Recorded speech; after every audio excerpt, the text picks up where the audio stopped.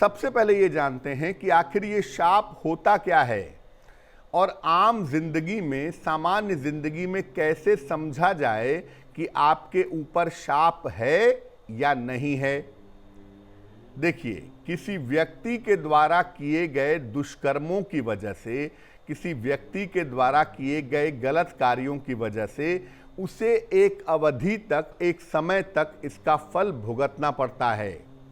आप जो भी कर्म करेंगे उसका फल आपको भुगतना पड़ेगा, आज नहीं तो कल। अच्छे कर्म के अच्छे फल और बुरे कर्म के बुरे फल तो मिलते ही हैं, उससे बचना बहुत मुश्किल होता है। कभी कभी ये फल इतना ज़्यादा कठोर होता है कि जन्म जन्मांतर तक पीछा करता रहता है। कोई ऐसा बुरा काम कर देते हैं, कोई ऐसा गलत काम कर देते हैं जिसका फल एक जन्म में समाप्त नहीं होता, कई जन्मों तक आपका पीछा करता रहता है। जब किए गए दुष्कर्मों के फल का कारण और निवारण पता ना हो तो ये शाप होता है।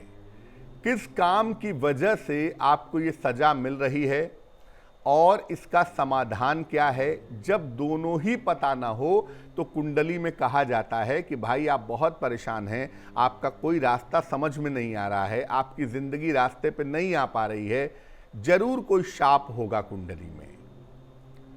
दुनिया में तमाम तरह के शाप होते हैं जो अलग अलग कारणों से पैदा हो जाते हैं।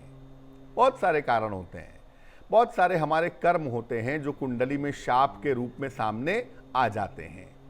शाप कैसा भी हो और कोई भी हो, सिवाय भगवान शिव के उसका निवारण कोई नहीं कर सकता।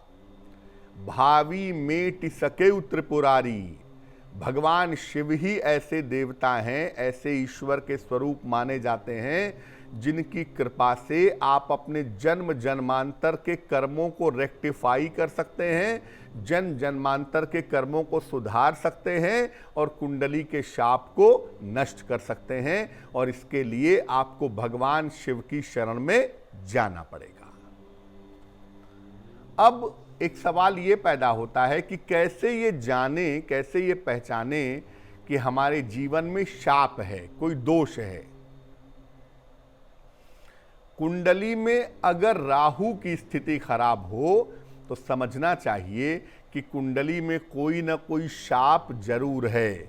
देखिए, राहु ही मुख्यतः वो ग्रह होता है जो पूर्व जन्म से इस जन्म का कनेक्शन जोड़ देता है, इस जन्म का कनेक्शन पैदा कर देता है। तो अगर कुंडली में राहु की स्थिति खराब है तो इसका मतलब शाप होता है। कुंडली में सूर्य और शनि का संबंध हो तो भी समझना चाहिए कि कुंडली में कोई ना कोई शाप जरूर है। कुंडली में शनि के साथ राहु का संबंध हो तो भी शाप होता है और ये जीवन भर व्यक्ति का पीछा करता रहता है। हाथ के बीचों बीच में अगर तिल आ जाए तो इसका मतलब कोई ना कोई शाप जिंदगी में जरूर है जो आपके पीछे लगा हुआ है, जिसकी वजह से लाख प्रयास करने के बावजूद आप उस शाप से बाहर नहीं निकल पा रहे हैं।